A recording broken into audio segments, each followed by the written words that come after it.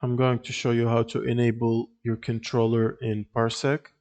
So the first thing you'll need to do is plug in your controller and test that it works properly on your computer before using it on Parsec.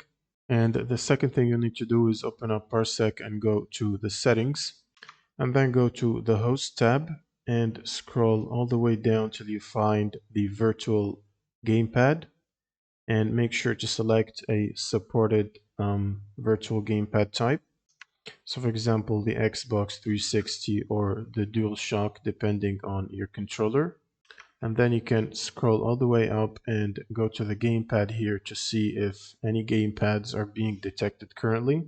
And now you'll need to close and restart Parsec, and then you'll need to connect to a session.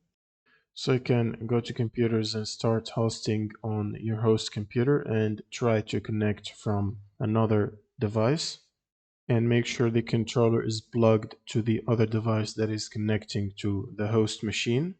And you should be able to use your controller directly forwarding the input to the host while playing games or doing any kind of stuff. That's pretty much it for this video. If you have any questions, leave them in the comments below, and see you on the next one.